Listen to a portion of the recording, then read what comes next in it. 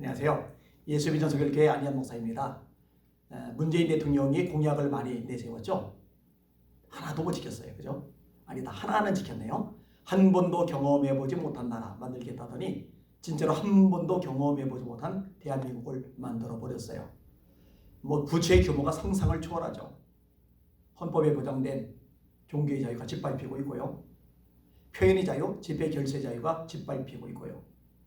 이렇게 많은 법들이 막 쏟아져 나왔을 때가 있었을까? 그것도 악법들이요.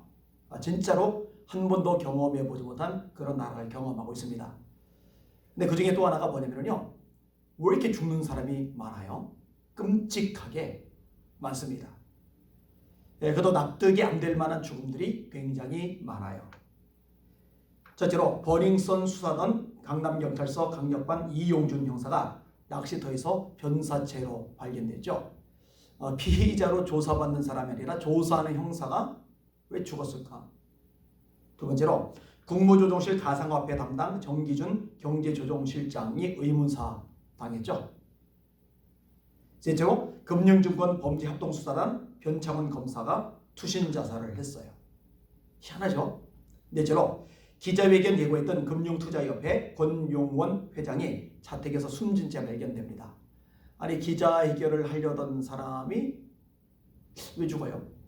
죽을 생각이 있으면 기자회견 한다는 말도 안 할 텐데. 참 이상하죠. 조국 사모펀드 다섯 번째로 조국 사모펀드 주담보대출해준 상상인 저축은행 간부가 의무사 당했죠. 여섯째로 조국 사모펀드 운용에 가담했던 수사 참고인 모텔에서 자살합니다. 조국 관련된 사람 두 사람이 죽은 거예요. 일곱 번째로 청와대 민정수석실 행정관이 변사체로 동료 집에서 발견이 되었습니다. 여덟 번째로 법무부 소속 출입국 담당 공무원이 한강에서 투신 자살을 했어요. 아홉 번째로 이재수 전 기무사 사령관이 투신 자살했습니다. 이 경우는 문재인 정권이 명예를 생명보다 귀하게 여기는 군 사령관의 인격을 짓밟아서 생긴 일입니다. 명예를 완전히 짓이겨버렸죠. 책임지는 사람이 없어요. 열 번째로 북한 목선 침투 사건 23사단 초소 근무병 투신 자살. 이 병사가 자살한 거예요. 11번째 노회찬 의원 친모의 아파트 투신 자살 건. 12번째 조진래 창원시장 후보 별장에서 숨진 채 발견됐죠.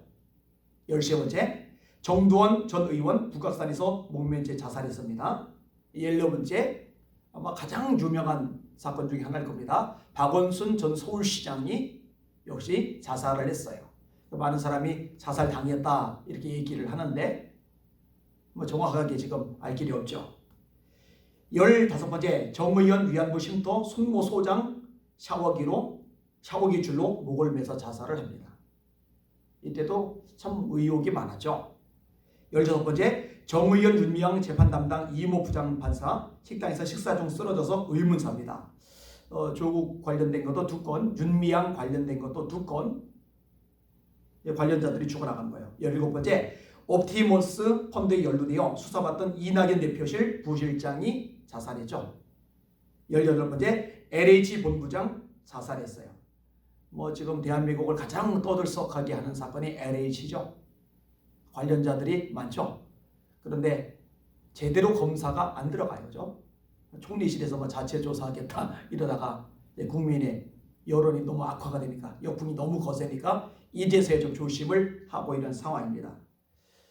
제가 18가지를 언급을 했는데 이 18가지 뿐이겠습니까? 진짜로 끔찍한 일이, 무서운 일이 대한민국에서 계속 발생을 하고 있어요. 한 번도 경험해보지 못한 나라를 우리가 좀 경험해보고 있습니다. 정권이 바뀌면요 다 파헤쳐야 됩니다. 그래야 공정한 대한민국, 공의가 살아있는 대한민국이 되는 거거든요. 지금 대한민국은요 원칙도 기준도 없어요. 법치가 다 무너졌잖아요. 자기 편이면은 법이고 뭐고 그냥 감싸 안아요. 자기 편이면은요 이득을 취하도록 길을 터줘요. 근데 자기 편이 아니면은요 법이고 원칙이 없이 그냥 찍어 눌러요. 그냥 짓밟아 버려요. 그냥. 이게 지금 대한민국의 현실입니다. 반드시 바로 잡아야 됩니다. 그래야 우리 다음 세대에 엉망진창인 대한민국이 아니라 제대로 된 대한민국을 물려줄 수 있지 않겠습니까? 이 일을 위해서 함께 기도하고 움직이시고 싸워주시는 여러분들 되시기를 주님의 이름으로 부탁을 드립니다. 올해는 못 갈 겁니다. 이제 한계가 드러나고 있어요. 문재인 대통령 지지율 얘기가 나오는데 그 지지율 나온 사람들 중에서도 한 40%가량이 지지한다고 하는 사람들 중에서도 40%가량이 지금 거의 돌아서고 있는 상황이라고 해요. 근데 이제 국민의힘을 지지할 수는 없으니까 마지못해 붙어있는 경우가 많은 거거든요. 그러니까 끝이 얼마 안 남았다는 거예요.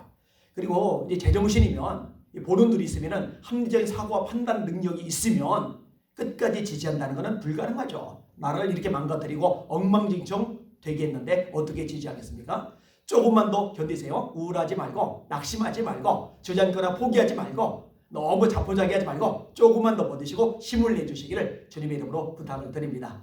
날마다 주님 바라고 승리합시다. 할렐루야.